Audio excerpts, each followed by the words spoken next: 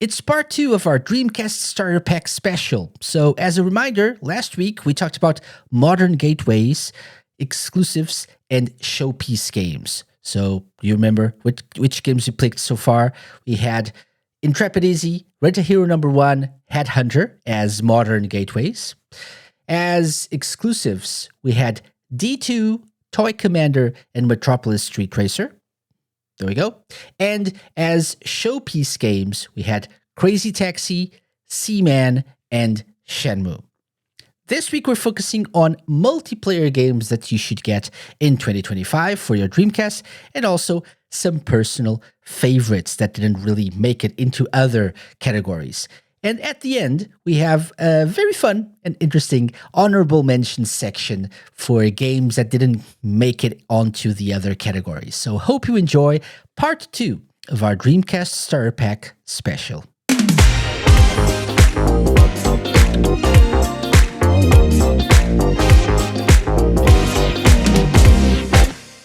Two categories left. Number 4, multiplayer. Multiplayer. Okay, so these are games, obviously, you can play with friends. So let's mix things up a bit again, and I'll start with my pick, which is fairly obvious. And I'm actually going to share some Dreamcast channel footage here. Shout out to the Dreamcast channel of some of their game nights playing online, if I'm not mistaken. And so this actually, I think Choo Choo Rocket, which is my pick, is actually good for two things. First of all, it's a great multiplayer experience on the Dreamcast. As people know, many people got this with their what was it, Dream On, and the subscription, online subscription on the Dreamcast, and it's like a very crazy party game, puzzle game. Even in single player, it gets really crazy and addicting. But it also showcases the Dreamcast's online capabilities, which was something big at the time. I was trying to play the other day. I went to the multiplayer on online menu or whatever, and because I didn't have my Dreamcast connected to the internet, it showed up like a screen saying the best way to play Choo Choo Rocket is online. You can play with people from all over the world. It's like, which was something amazing at the time, right? Now we take it for granted, but this was one of the first times, or the the iconic way to experience online multiplayer on the Dreamcast. So for that reason alone, it's an amazing way to get into online gaming on the Dreamcast. And obviously, we don't want to show ads here. And obviously, you can still connect your Dreamcast to the internet in 2025. There we go. Like Brian's European copy of Choo Choo Rocket. There we go. You can still connect. Yeah, there's loads of communities that can help you do that. Yeah. Mm-hmm.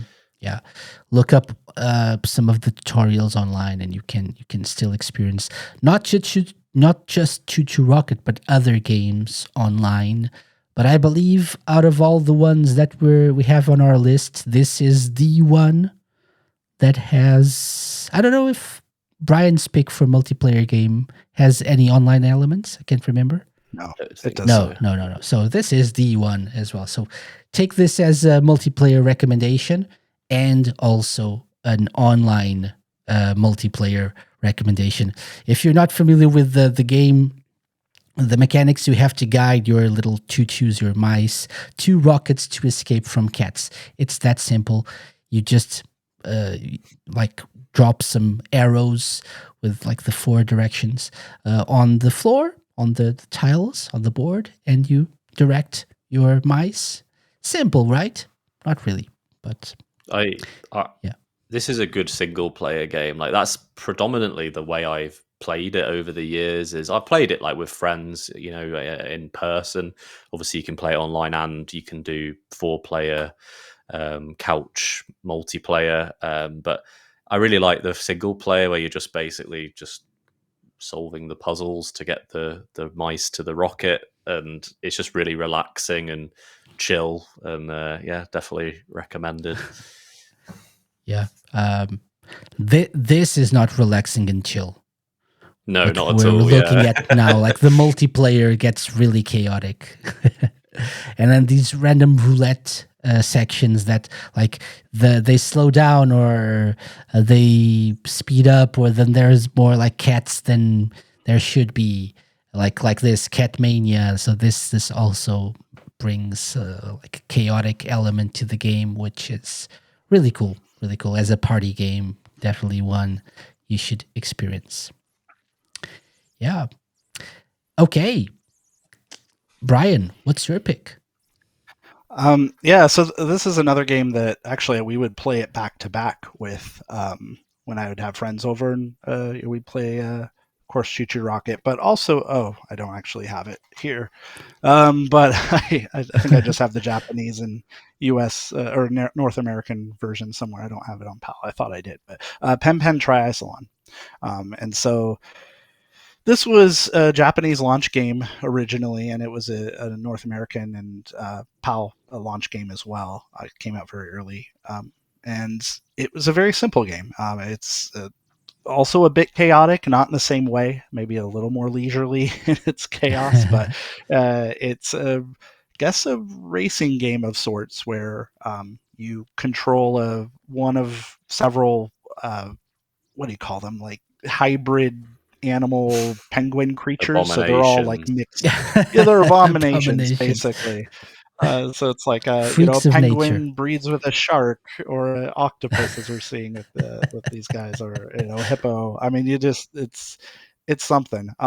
But it's also a very fun game. It's it's very simple, maybe kind of in the mold of like Kirby Air Ride for people who are maybe interested in that that style of racing game. But you every course is broken up into segments where you either slide, where you go a little bit faster, a belly slide. You can swim through water areas.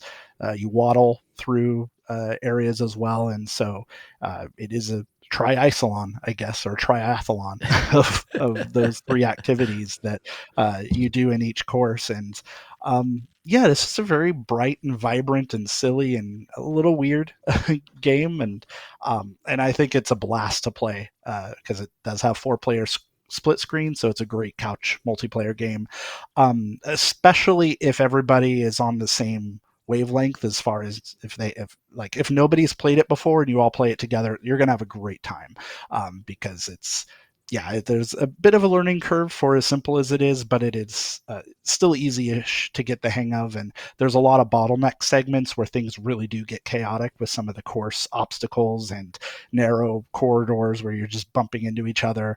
You do have the ability to slam into other pen pens, and so it's just it can get very chaotic. I would say if you like own the game and you get good at it, but then you have friends over who are not, I've found it helps to just like give everybody a 30-second head start, or 25-second head start or something, and then just go, because everybody's just going to be crashing into stuff all over until you get a hang of kind of how the physics, and it's everything is on ice, so it handles appropriately with a lot of skidding around, and just getting the stroke timing for the swimming and all of that.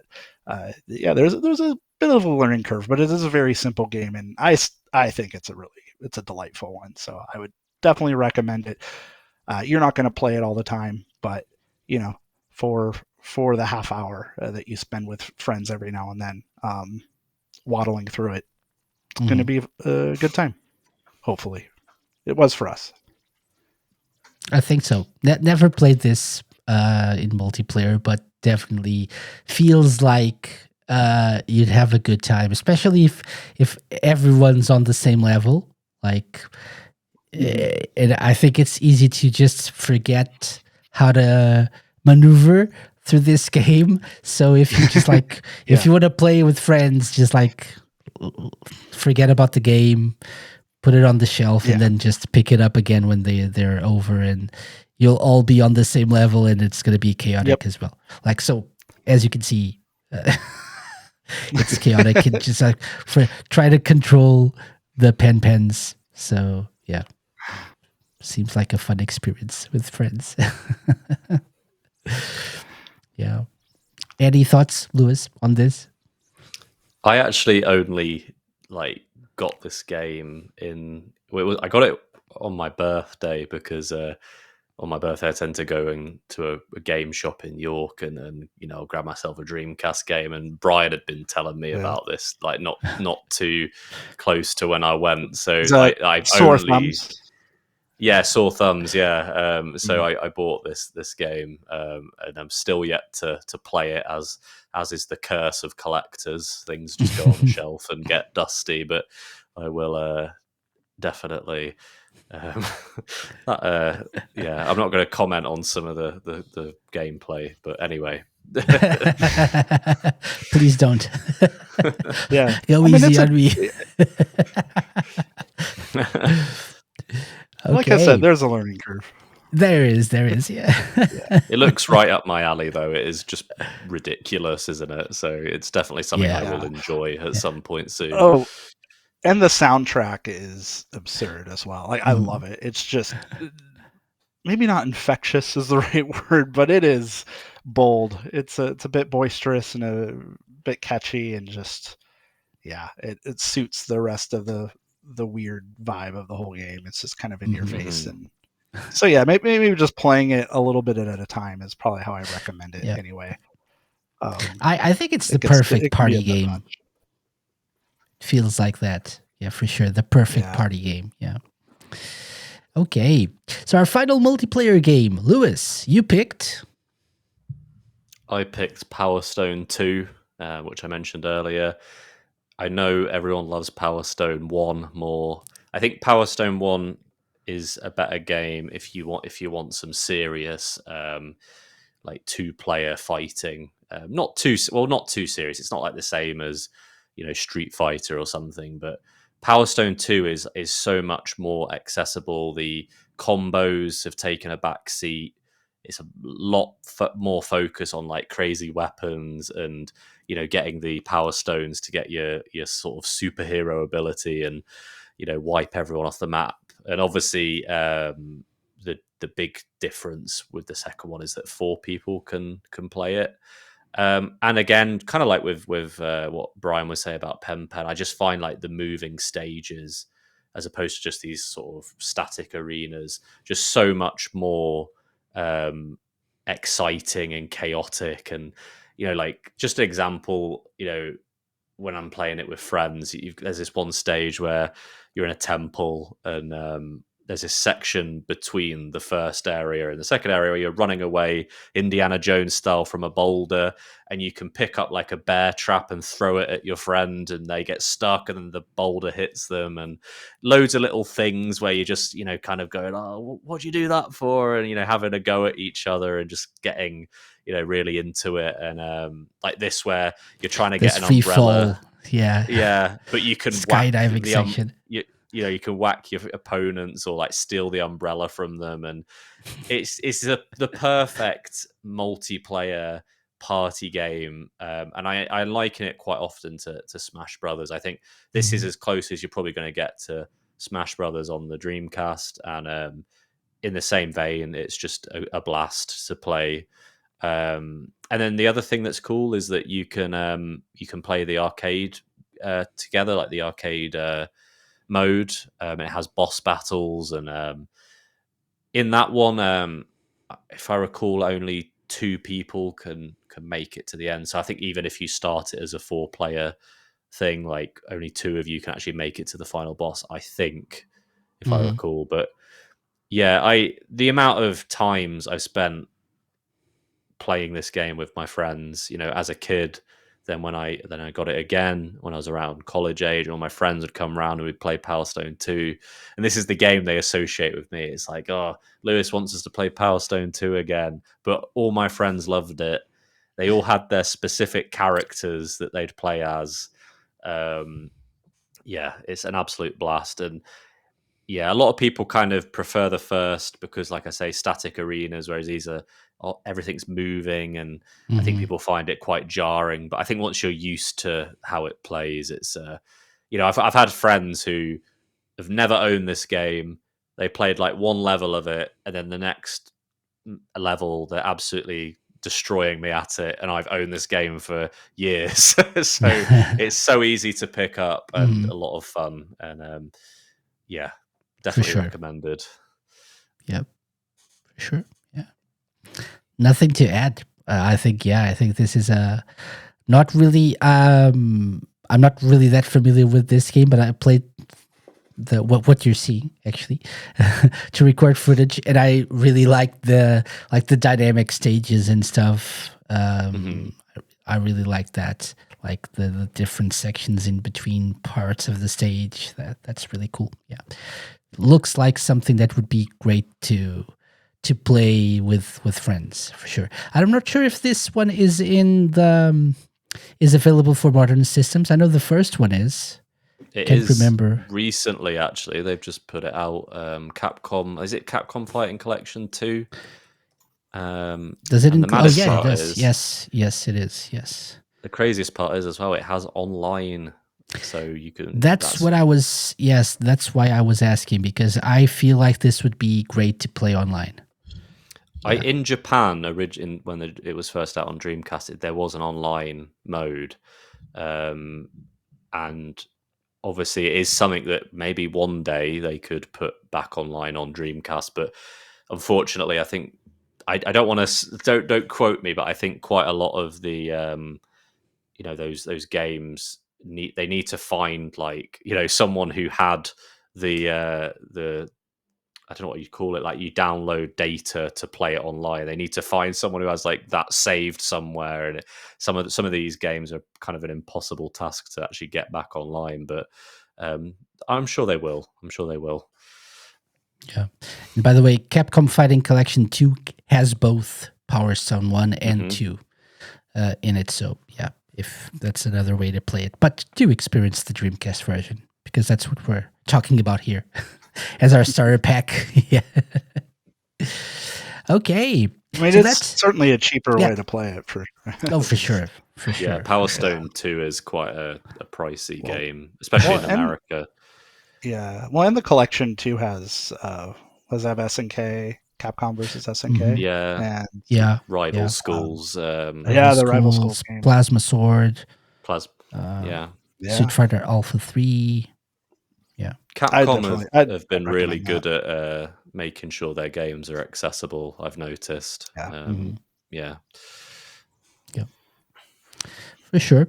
Yeah. So that leaves us with our final category, personal favorites. So this is where everything goes, right? So we had somewhat like restrictive criteria, not really, but for the first 4 categories. But now we're just going with the games that we really like and we really want to recommend people when they get their new Dreamcast in 2025. So let's go back to maybe the original order. So Lewis, would you like to tell us what your personal favorite is on that list?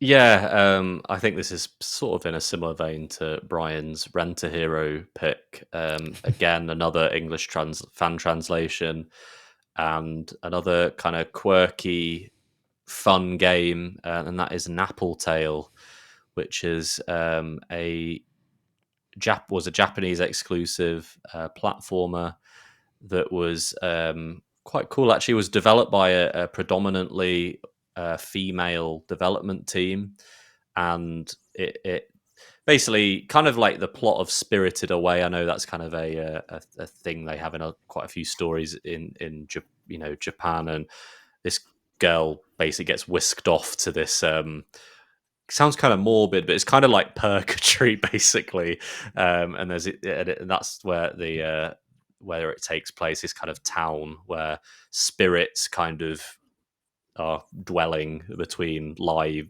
passing on Yeah, so it makes it sound really morbid, but it's not. It's very colourful and whimsical, and a lot of the gameplay is kind of exploring the town and talking to the residents, and you do little quests for them, and then the main kind of way to kind of push the story along is, as you can see in the gameplay footage, is this kind of 3D side-scrolling gameplay. So you've got a combination of the two, and it is just truly a delight to play.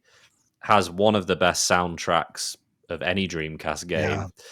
And the translators, the fan translators, who did Cargo did a translation of this, and what they did is just fantastic. I think like the tutorial is just a great showcase of it, where the jester who's kind of teaching you things speaks in rhyme, and they full on translated it in a way that kind of keeps his instructions in that rhyming pattern, and it is really great. And I feel like it has that kind of modern cozy thing that everyone keeps going on about, in the games like Animal Crossing, where you're doing little errands for people. In this, you do little errands where you're you're helping people in some cases, but then maybe someone will say, can you make an item for the town? Like I remember one where, can you make lights for the town at night, so people can see when it's nighttime. So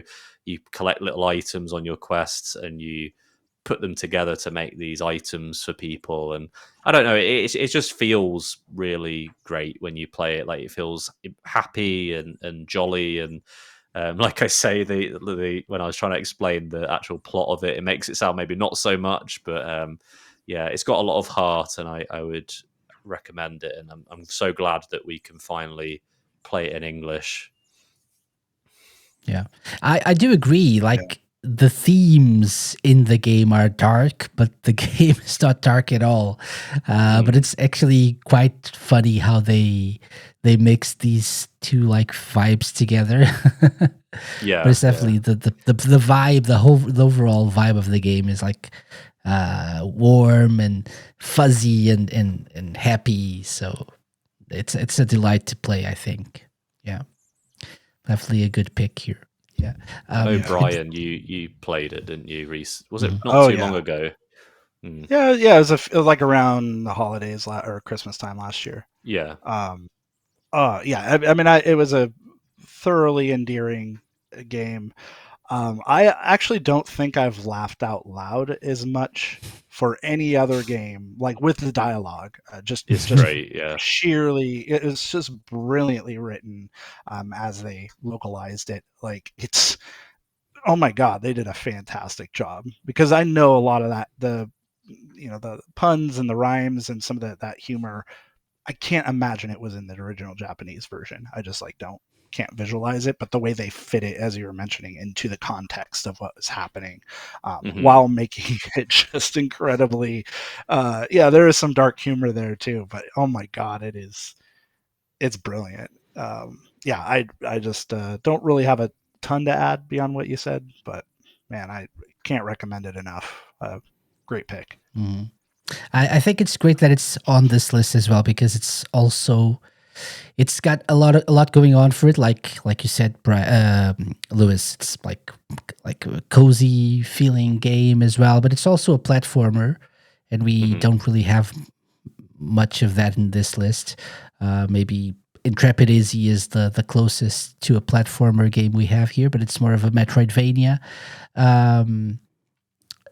It's also, it kind of reminds me of Pandemonium on the Saturn and the PlayStation. I see what you mean. The action sequences, the platforming sequences, Clockwork Knight in a way as well, but I think more of Pandemonium, and like the weird vibe of the enemies and your character and stuff, the way that people are dressed, or the creatures are dressed as well, and like the different designs. It's really got a weird vibe going. The character, the mayor of the town, is called Mayor Frogcar. Yes. And he is literally what his name is. He is a frog in a car, and that's how he gets around. Yeah. I think like when you meet him, he's literally like help, I'm stuck on a curb or something. Yeah, definitely a great one to for people to experience. Yeah, and again, the quirkiness of Dreamcast games and like the Japanese vibes of the system and how different things Sega was trying at the time. It's really really cool game to experience that. Yeah, great pick. Yeah. Okay, Brian, what about your personal favorite? Well, this is one that I think I've spilled a lot of ink on the Junkyard blog, even though I don't write blog posts very often, maybe like one a year. At least half of them have been dedicated to this game in some sense. And same with podcasts. I think I try to bring it up as often as I can. Yeah. But that would be Blue Stinger. An all-timer for me personally. Want to show that again, please? Sorry. Yeah. It's an all-timer for me personally, but not necessarily a game I would recommend to everybody. But it is a game I would recommend to very specific people who might be charmed by the same things that I find charming about it. It's a bit of a, and again, this is so this was developed by Climax Graphics, and Shinya Nishigaki was the producer and director. He's passed away now, but he originally, I think he did a lot of other stuff with Climax, which Climax Graphics kind of split out of. So I think he was a scenario or map designer on Landstalker, as well as Dark Savior for the Saturn. Anyway, but this game is definitely a amalgamation of B-movie kind of Hollywood blockbuster. It's like a weird combination of the two. It's trying to be a big, boisterous action movie, yet dialogue-wise, character-wise, moment to moment, it has just very B-movie sensibilities that just give it a ton of charm.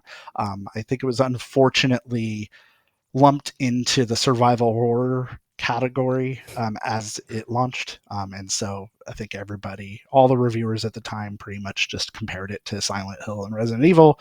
And that is an unfavorable comparison, to be fair. I would say it's more of kind of an adventure action sort of game, maybe even a beat 'em up, because the combat, like, there's not really any scarcity in the same way that you would have with a traditional survival horror game. And I think that's a very important element of what makes that genre, is the fact that you just can't do anything all the time, or do everything all the time. And Blue Stinger is the opposite. Like, you can stock up on ammo. Money is pretty much infinite, and you buy all of your weapons and ammo and power-ups and healing items. They all come from vending machines. So your Hassie energy drinks, hot dogs, those will replenish your health. There we go. Wait. Yeah, you can buy lightsabers. There we go. That's my mouse, you can buy mat, by the way. You can buy lightsabers. A Hassie mouse mat, by the way, for listeners. Yeah. Stun Prod is a personal favorite. So you have all of these weapons that you can get pretty early in the game: napalm launchers, rocket launchers, rail guns, whatever, kung fu t-shirts. There's just there's a big mix of whimsy jumbled in there. And honestly, I just think it's just a silly, really endearing game to play, even if it is probably the jankiest game that we're going to mention today. So, if you're looking for a traditionally polished experience, it's not going to be that, but I think it's an example of a game that is so charming that the other stuff doesn't really matter that much. Honestly, I think when a game resonates in such a way that I hate the old rubrics of like fun factor and replayability and controls and difficulty, and like I think gaming journalism back in the day really failed us as far as traditional reviews, having to all like tick all these boxes, and if they don't, like if the soundtrack's not great, then it gets a 9 instead of a 10, and it's like, but everything else is good. It's like I don't know. I think the checkbox system that dominated how reviews were when we grew up is just profoundly flawed and boring, and it does not do a game like Blue Stinger justice, because it is a terribly flawed game in itself, and I love it to death. I just, I can't really, and so if you're into like, I just don't know who to recommend it to. I just think everybody should play it, and it's going to resonate with some people and not others. And you just don't know. You're just not going to know. So Yeah. just play it and see how it goes. I think if you like kind of if you're the kind of person who laughs at the Resident Evil, you were almost a Jill Sandwich kind of cutscenes, you probably quite like Blue Stinger. It's very, like you say, it's very B movie. You could like something like that film, The Room. It has that kind of awkwardness to it, and it's also I think my favorite kind of thing I say about this is it's just such a whiplashy game. Like just the things it throws at you, and the fact that there's a Christmas, it's at Christmas, and there's like a mall that you go through, and there's just things everywhere. It's like it's just it's tonally just completely a mess, but it's amazing, and I totally get why Brian loves it. The thing is, as well, is it is janky, but it's not. As long as you know what to do. Like, for one of the things I'd recommend is you get the is it the bat, the metal bat. As long as you get that weapon early on, it isn't that much of a headache to play, and you can kind of enjoy the silliness of it. It's I think if it was kind of like I say, mega B movie and then played really horrendously, we'd probably be having a different conversation. But I think it's good fun. Well, we probably wouldn't. Yeah. We probably wouldn't be having a conversation. Would it be? Would it be on this list? Yeah. I'm one thing gonna say, I will also. Sorry. Just as a quick caveat, I do recommend not getting this version. I mean, this version's fine. It's great. It's probably a bit more expensive now, so that's. And then same with the North American one.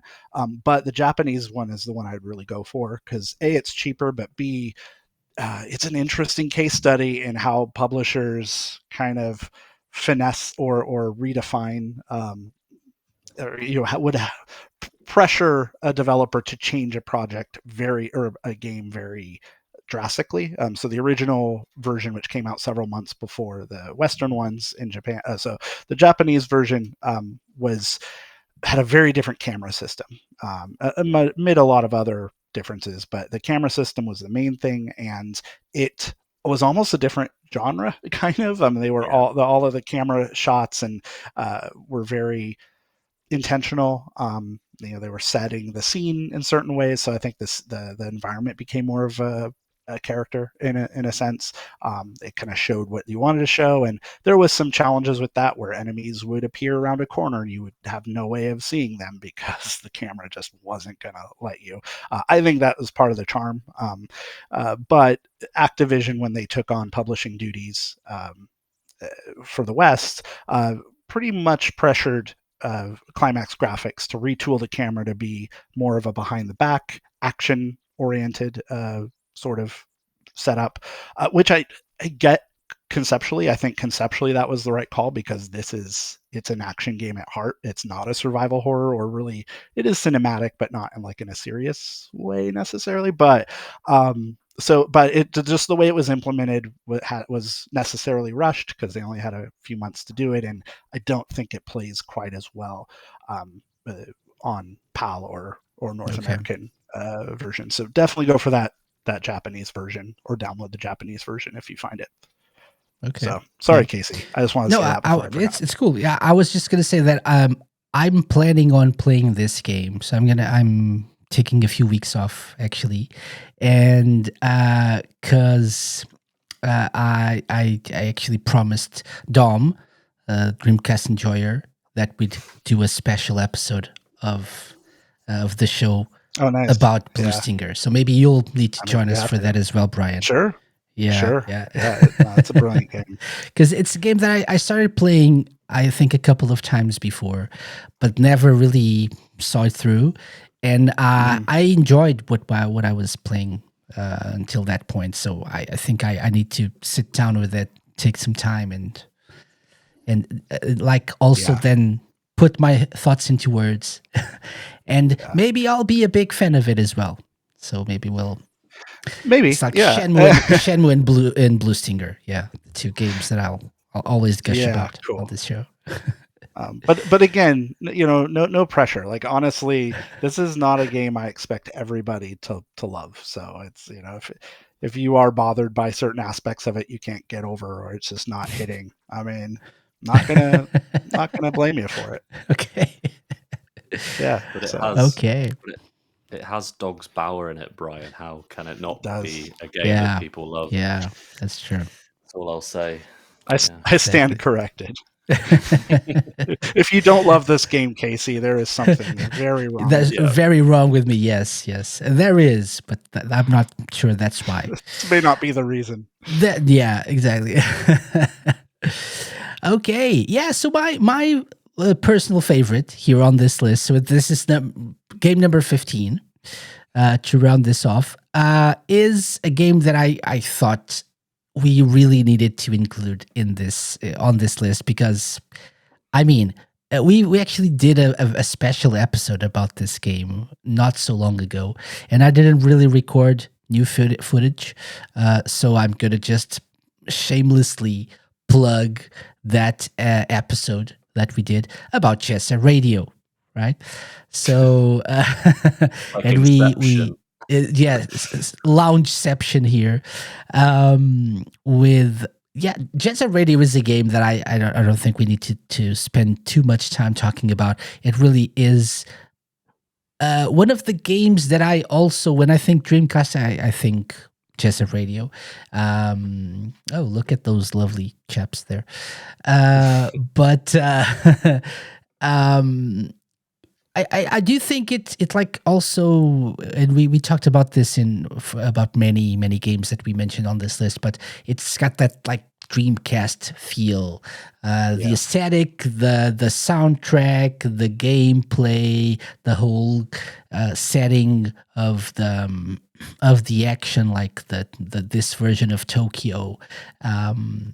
Like the skating, the graffiti, all of that, the rudiness of it as well, Yeah. the rebellious the nature, cool factor, yeah. the cool factor, right? So I do feel like it wouldn't be fair to not include this game, to skip this game as one of those essential games in your starter pack. So I think everyone owes it to themselves to experience this. I do think, and I think I mentioned this during the 25th anniversary special, I do feel like the Dreamcast controller is the best way to control this game, right? I think we mentioned that. Absolutely. So, Yeah. and so for that reason alone, even though this game is available elsewhere, you can play it on Steam, you can get it on like XBLA, PlayStation Store, stuff like that. Or is it? I think it got delisted. Oh, is it one of those that got delisted recently? Yeah, I think it did. I think it's still available on Steam. No, I can't Might be remember. one to check, but I remember so much I have it information. on Xbox Oh no, it's One. not. Yeah, Yeah. yeah. It's been delisted. Yeah, on Steam And as even- well. Yeah, that's true.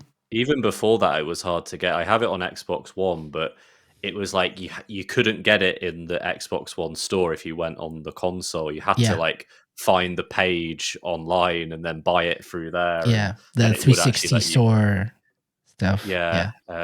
I mean, this is another game a bit like Shenmue, where when I bought it and played it originally, it was an exclusive on Dreamcast, and again, like, now we it's delisted. maybe that's the only way you can play it. It's an exclusive sadly. after all. So Yeah. let me just check if it probably got delisted on phone apps as well, on app stores. Yeah, not anymore. Yeah. You can't play it I anymore. think that one was probably first, I imagine. Probably. Yeah. This was one of those that like got delisted December last year. They delisted everything. This was one of them. Yeah. Just any game that Sega made that's good, they delisted it. Ouch. Burn. Yeah. But definitely Jet Set Radio, something to experience at least once. And I think it's like, and again, that arcadey feel, that like, it's just a game that you can play. I do it all the time. Just like pick it up, play it a little bit, like come back to it like a few months later. It just like, it's instant, connects instantly, and it's very replayable, right? You can like just keep going. It repeats the story. You can unlock other characters. You can go for the high scores and stuff, the better times. Yeah, just something that's very satisfactory to play.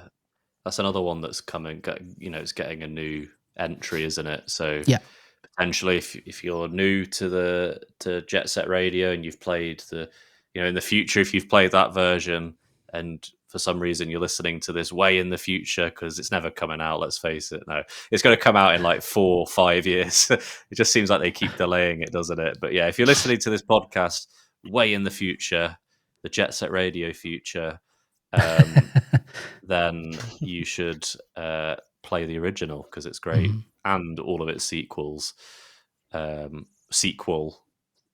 Anyway, ignore me. Yeah. My brain's melting. And the Game Boy Advance version as well. No, don't. Oh play yeah, that. of course. Maybe not. I don't know. Yeah, and if you want to know more about Jet Set Radio, just check out our 25th anniversary special, episode 260 of the Sega Launch. By the way, that's a very hip episode for sure. Yes, for sure. Yeah. Okay, and that's our list of 15 as our starter pack for the Dreamcast in 2025. However, I'm gonna defer to Brian for this final segment of the episode because we missed a lot of games, haven't we, guys? Oh yeah. Yeah. So we I'm sure we're getting comments left and right. Yeah. So hold off on the comments for now because we have some honorable mentions. But Brian, would you like to take it away? Yeah. I guess you could call them honorable mentions, and we're going to try to keep these ones very brief. This will be a lightning round of sorts. And the impetus of this is that like there's just no one size fits all, of course. And so in a real ideal world, we would record an episode of this for each and every listener as we get to know what their likes and their interests and preferences are, and we can really tailor some of these very specific these games to those specific sensibilities. So with that in mind, I'm going to list a few types of video game players who definitely exist out there, and we're just going to go around the table and recommend a Dreamcast game for each of them to try. So I'll give you a bit of information about who that person is, and then you'll just say, I'll ask like, what game would you recommend to that audience? And then if we want, you can follow up with a couple of just a brief elevator pitch of why you'd recommend that game. So let's start with you, Lewis. What game would you recommend to 2D fighting game fans who want to be taken for a ride? That would be Marvel vs. Capcom 2. Yeah. Because of the music. Nice.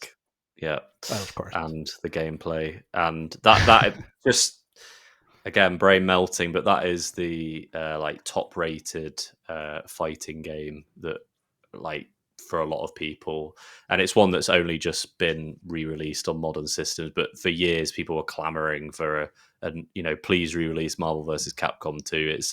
I don't even think they've managed to top it in that series. So yeah, it's definitely one of the best fighting games on the system, if not the best, depending on your style of fighting game.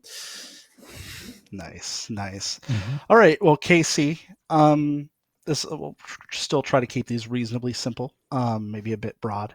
So what game would you recommend to ravers who wish they could play Panzer Dragoon while vibing in the club? Yeah, What game would you recommend for those people? I would probably go with Raz for that. Okay, interesting. Yeah, like an on rails shooter with Mhm. an amazing soundtrack. You definitely can rave to in the club. Yeah. Brilliant. I guess I'll go with this one. So a game I would recommend to I guess fans of racing games who persistently suffer from insomnia. For those people, I would recommend actually Le Mans 24 Hours. And in addition to just being an incredible video game, it is my favorite racing game on the system, bar none. I just love it. It has a mode where you can literally play through the entire 24-hour continuous race of Le Mans in real time. You can just stay up for 24 hours doing that. You don't have to, but you can. You can still save at the pits and resume it later. But if you are an insomniac like me, it's kind of a perfect game for you. So um, let's go on to the next one. Casey, what game would you recommend to people who are fans of the Jetsons and rhythm games, and also Michael Jackson, and may or may not have dropped out of journalism school? What's a game you might recommend to that person? I'm glad you're recognizing that segment of the market yet there. Like Mhm. not many people do remember these gamers, so shout out to them. Probably Space Channel 5 would like tick all the boxes there. Yeah, definitely. Oh, really? Yeah, I think so. Wow. Yeah, very specific, but yeah, for sure. Sega just knew their niche, didn't they? Holy Exactly. cow. That's impressive. Wow. All right. Well, cool. So, Lewis, next one's for you. I'd be curious, what game would you recommend to people who might enjoy the MMO shooter Destiny, but wish it was a lot slower and maybe in third person because they get motion sick when they play first person shooters for too long. And they also just like games that are based in space. What's a game that you might recommend to that person? Is this Star Lancer? Because No, it's not. That's mine. Are they fans of like Big Oh, this Bird one maybe from isn't as Sesame obvious. Street? Yes, as well? yeah, but only miniature versions. Miniature, like Small Bird. Then, like if But- if Big Bird was but a ones small that they bird. have to, be able to shoot and get items. Yeah. are we talking about Only- PSO, Fantasy Star Online? I'm struggling here, guys. Are we? Yeah. No. You tell us. What game is that? What you'd recommend to those people who want to shoot Big Bird and play an MMO? Yeah. Yeah, would that's probably- Fantasy Sounds like Star a- Online is an MMO. Yes.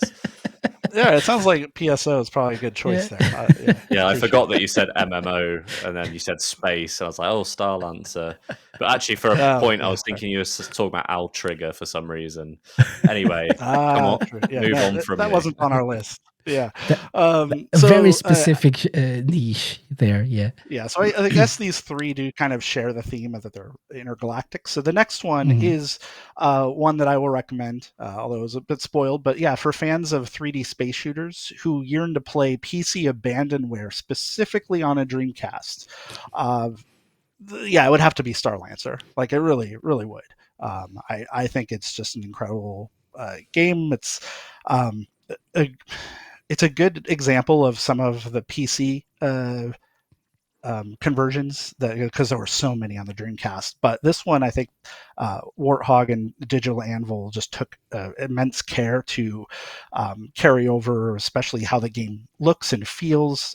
They did a fantastic job, or at least as good as well as they could, taking a fairly complex control set and moving it to a Dreamcast controller with very few buttons, relatively. But it just feels good to play as a mission-based shooter, which the missions get more intense as you go. Definitely underrated. Highly recommend for anybody who's into PC abandonware on the Dreamcast. I'm gonna say sorry. Yeah. Definitely very highly rated one as well. I was looking at Metacritic Dreamcast scores: 195, 94, 90, 90, 90. So yeah, Oh wow. good. Yeah. Yeah. I mean, I put it up there. I think it's an amazing game. Mhm. All right. Well, next one is for you, Casey. What game would you recommend specifically to Tim Henman? Whenever he's feeling wistful about his glory days, back when he would knock down bowling pins on the tennis court, or when he'd volley bombs around. Um, when he's feeling a little nostalgic, what's a game you might recommend to Tim Henman? Oh, Timmy, my boy. I think you should play Virtua Tennis. If you're watching this, Tim, yeah, definitely play Virtua Tennis. Not if, of course you are. Yeah, shout out to Tim. Definitely, and the mini games in Virtua Tennis are epic. So yeah, definitely play Virtua Tennis for that. Yeah. All right, Lewis. I hope this is specific enough. Keep in mind, we already mentioned Seaman, so it is not Seaman. But what game would you recommend to Charles Darwin if he got really into Tamagotchi? Like, if he just was like obsessed with Tamagotchi, what would you recommend to Charles Darwin in that scenario? It's a game. Would we go You just with like to vibe. You Lack just like of to Love? vibe. Oh, good one. Or That's LOL? sounds Yeah. Lack of Love is definitely recommended for people who like a very cerebral experience, because it doesn't hold your hand, but it is very, I don't know, it's just deep, dude. You kind of have to play it to believe it. That's all I'll say. nice, intriguing. And then one I'll recommend is specifically for someone like Marty McFly. If he accidentally traveled to like a post World War III future, and instead of doing anything to help, he just kind of decided to screw off and race hoverboards the whole time. For Marty McFly in that scenario, I would have to recommend the video game Trick Style, which is another one of my favorite underappreciated racing games on the Dreamcast. I would specifically recommend the PAL version because it's compatible with VGA in a way that the North American version didn't have that code in it and wasn't. Although maybe you can brute force it and it's fine. I don't know, but yeah, Trick Style. Love the hoverboards. I think they feel great. It's an amazing game. Simple game, but man, I love it. All right, now we're going to get into some iconic heavy hitters here, and so Casey, let's go back to you. What game would you recommend to people who enjoy turn-based RPGs, say, but they would like them even more if they could fly pirate ships around or plunder treasure specifically from VMU mini games? Okay. What would you recommend to that person? Again, a very meaty segment of the gamer market these days. Skies of Arcadia would probably be my recommendation for those people. Yeah, you know who you are out there. That one has pirate ships, right? That one has all that stuff. It has space Sky Pirates as well. So yeah, definitely. Perfect. Yeah, sounds great. Sounds right up their alley. All right, Lewis. So what's a game that you would recommend to fans of survival horror games that feature villains that might be, I don't know, a bit creepy, a bit nepo trust fund kids, maybe even a little incestuous? What would you recommend to somebody who wants a game that has that kind of villain in it in a survival horror game? I mean, that demographic must be a big portion of Japanese gamers, because this was the best-selling Japanese Dreamcast game. It is Resident Evil Code Veronica. There you go. That is still hasn't been remade. So if you want to play if you want to play this game, the Dreamcast one is the way to go, or Nice. one of the many other ports. Yeah, Nice. It's very hard as well. So not for those with Yeah. Anyway, definitely stock up on those herbs. Yeah, those compound herbs. Yeah. All right. Well, so the final game that I will personally recommend is probably to non-gamer friends of mine who theoretically enjoy rhythm games and music games, but only after they've had a few shots of tequila. It's very specifically in that scenario, and I got to go with Samba de Amigo for them. I think it's a perfect game, and that is the exact scenario that I would have my non-gamer friends play. And the first time we did it, it became kind of a hit. So that's just kind of a tradition for us to play that at least once a year, at least when I'm on the same continent where they are. So yeah, it's Samba de Amigo is a good one. All right, well, let's close out. I think this is our last pick. Lewis, this could be multiple games. There might be a few that kind of fit this niche, but what would you recommend for people who want to trick their cousins into thinking there's a real life basketball or American football game happening on the TV when in actuality you're playing a video game instead? And then when she asks, "Oh, who's playing?" 14-year-old you can reply, "I am playing." In a conniving, shit-eating grin. So, what's a game you might? What are some games maybe you might recommend to somebody in that situation? That would be the 2K series, NBA 2K, NFL 2K. There's also NHL 2K. Yeah. And yeah, that is a massive, what would it be, multi-million, billion-dollar series now that got its start on the Dreamcast and was a pretty heavy contender for, pretty heavy rival against EA. In fact, it kind of, what's the phrase, the word, usurped their entries. I don't even think usurped. Yeah. I don't even think they don't even do an NBA game anymore, EA, because right. Yeah. But Sega were way they were gone by the time that the series saw, much success. Yeah.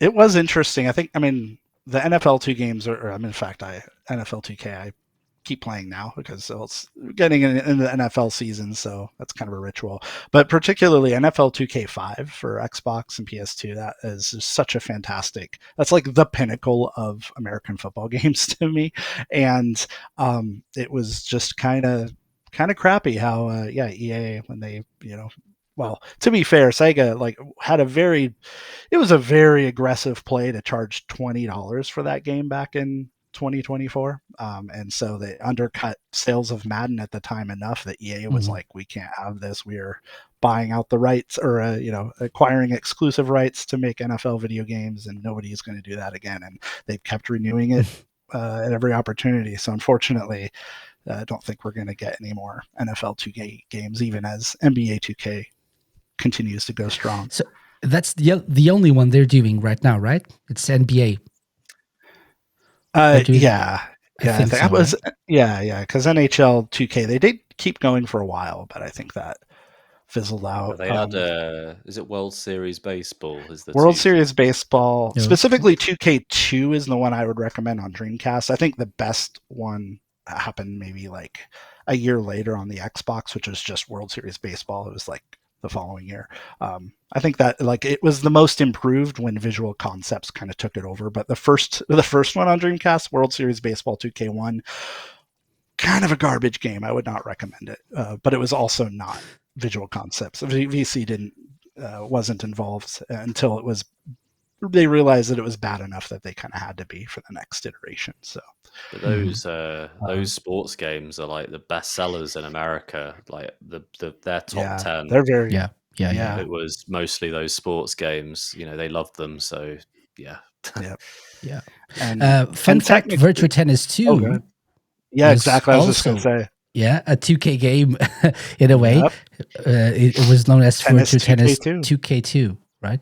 Yeah, in North America. Or tennis. Horrible rebrand, but also interesting. But it made sense if you think about it. Probably, I think Virtua as a brand for me was a more powerful brand as a Sega fan, but like for a sports fan who was into all the other NBA, NHL, NFL, 2K was probably the biggest brand. So yeah, I think it as was a a smart move. I think as a person who talks about Dreamcast stuff online and writes articles and goes on podcasts, stuff like that really irks me because it's like I just hope that if say we tweet about Virtua Tennis, I just hope there's not like that one guy who never realized that Tennis 2K2 is Virtua Tennis 2, and then one day he's like, "Wow, I didn't know it had a different name." But for all those posts, they're just completely going over their heads. Stuff like that like bugs me. I didn't know there was a Virtua Tennis 2 game. Yeah. I only played Virtua Tennis and Tennis 2K2. Yeah, yeah. Well, I guess you don't get to pick how you're marketed to. So like, Yeah, if you don't know it, you don't know. Yeah. But yeah, great. It's actually Virtua Tennis 2K2 or Virtua Tennis 2. I was very close to putting on my recommendations. I think it's a stellar game. Yeah. I think a Virtua Tennis game was a must, even as an honorable mention. One of my favorites as well. Yeah, for sure. Yeah, and the first one, of course, is great. And again, yeah. So for nostalgic reasons only, it's like Virtua Tennis was my jam. I know Virtua Tennis 2, as is often the case, is probably the best one. But yeah, nostalgia. But as we said before, so many games we didn't include here on this list, on the honorable mentions list as well. Sonic Adventure, for example, we didn't include a Sonic Adventure game here. We talked about them about the game at the beginning. Soul Calibur didn't make it, but obviously mentions should be mentioned as well as big games here as well. But that said, sound off in the comments if you think we missed some very big games that we didn't really mention here. What were our most horrible omissions? Let us know in the comments. And oh my God, how could you? How could you? I mean, I don't know if we have to get that clickbaity over it. I think we can just say what are your formative introductions to Dreamcast. People like to rage about things. People like to hate on things. So, yeah. The thing is, if someone said to me like, "Why'd you miss out that game?" I'd say, "Well, that's a good game.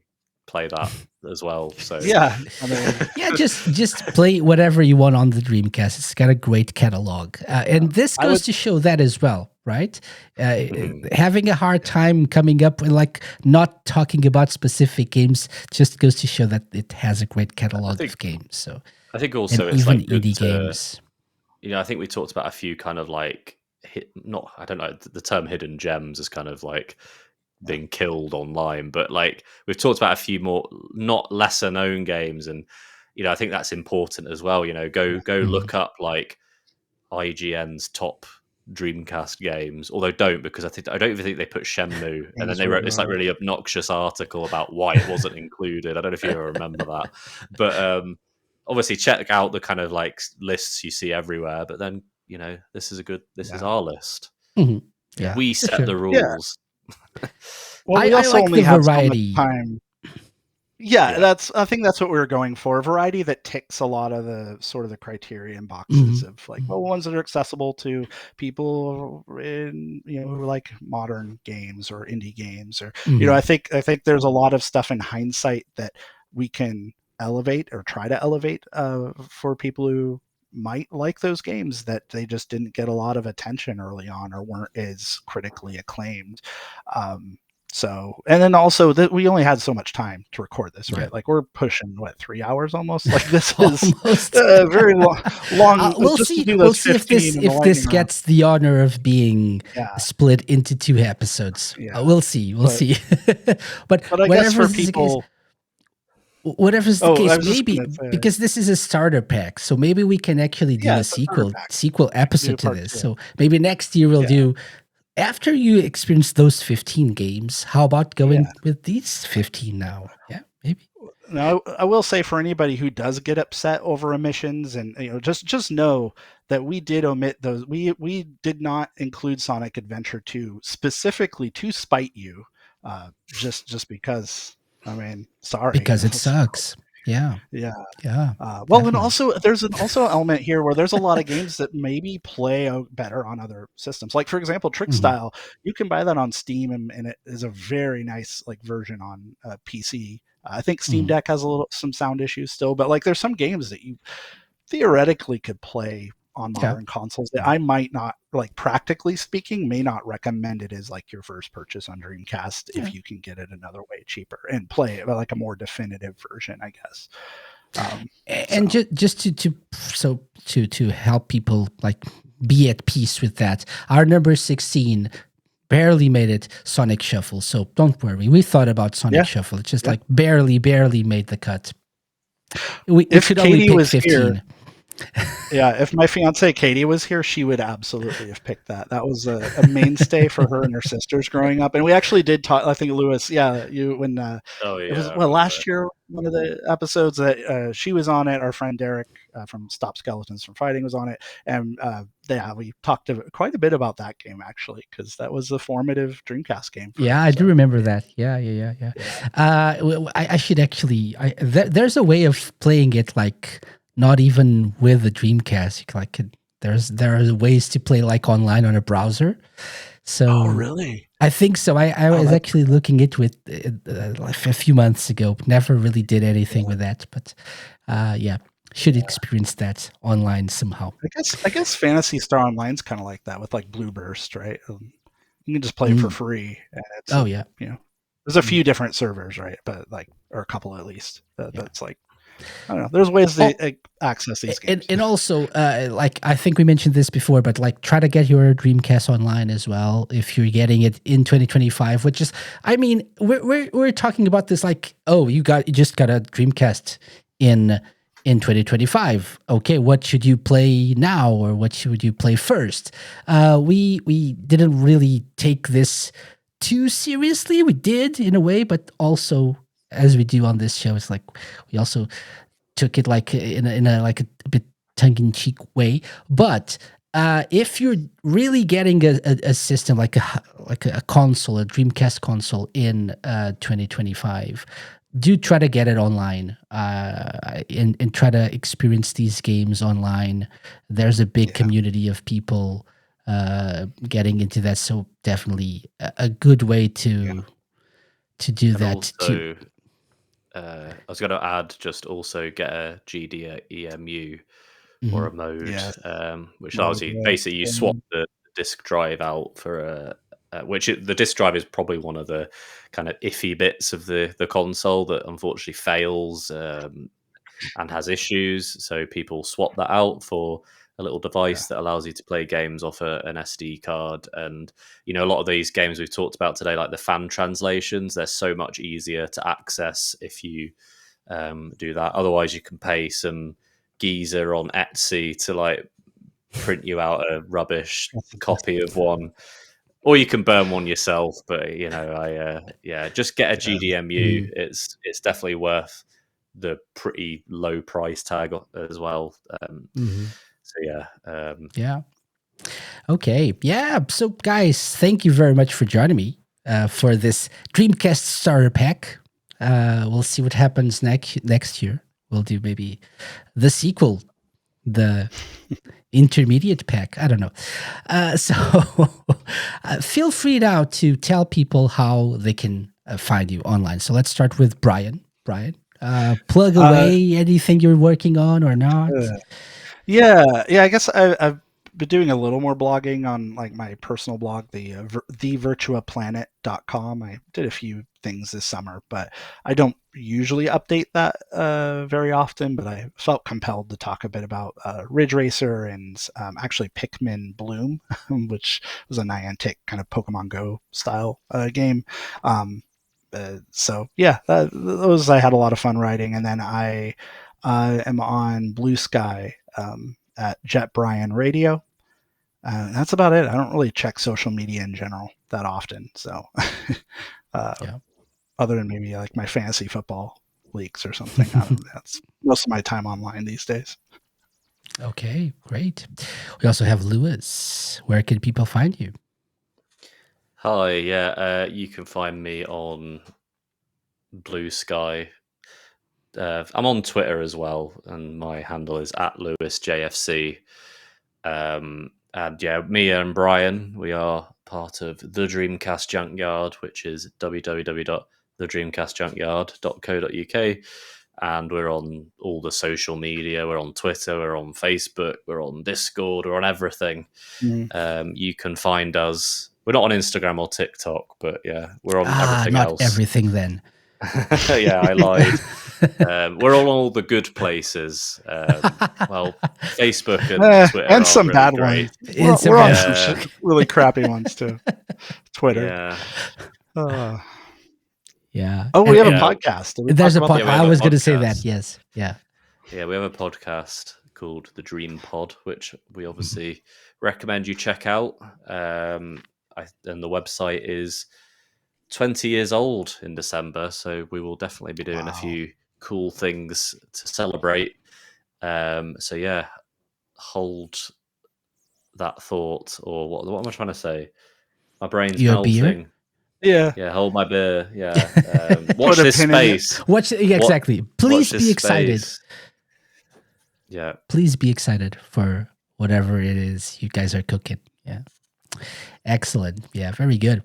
And as for myself, just find the SEGA Lounge on mostly Blue Sky. We're also on Twitter as well, but I'm not really doing much in terms of like social mediaing, other than promoting episodes and retweeting or reposting things that I find interesting, including Dreamcast Junkyard posts and podcast episodes, for example. But do find us there. And obviously, if you're listening to the audio version, consider subscribing to the YouTube channel for not just the video versions where you can see our beautiful faces, but also like some cool footage of the games we mentioned on this episode, and for our 30 seconds of Sega education videos we put out every couple of, like, once a week, twice a week sometimes. It depends. Do check those out. Those are fun as well. Other than that, we'll be back next time with another episode. When this airs, I'll probably be on vacation, probably playing Blue Stinger to see if I really am worthy of this hidden gem, Dreamcast hidden gem, or not, or if I suck. Probably somewhere in between lies the answer. And I'll talk about Blue Stinger when I come back in the future episode of the show. But do check us out when we come back, probably next week, with more Sega Lounge goodness. Until then, take care. Bye. Bye.